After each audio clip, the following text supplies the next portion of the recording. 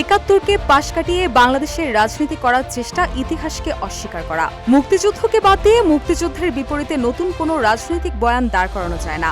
৭ March গভীর রাতে নিজ ভেরিফাইড ফেসবুক পেজে দেওয়া এক স্ট্যাটাসে এই মন্তব্য করেন ডাকসু নেতা সর্বমিত্র চাকমা। স্ট্যাটাসে সর্বমিত্র লিখেন, শেখ মুজিবুর রহমানের সমালোচনা করতে হবে, বাকশাল নিয়ে হাজারটা প্রশ্ন তোলা যাবে, রক্ষী বাহিনীর তাণ্ডব নিয়ে কথা বলতে হবে, একই সাথে ৭ মার্চের ভাষণকে স্বীকার করতে হবে।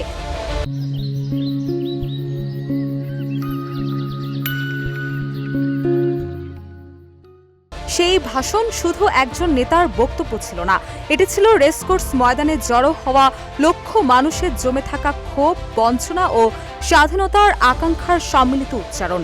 তিনি মনে করেন, একাত্তরের প্রতিটি বাঁক আমাদের জন্য স্মরণের।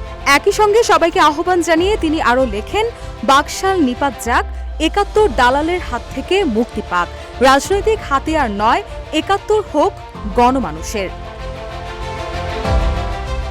রুশা সুর, নিউজ ডেস্ক, ইত্তেফাক।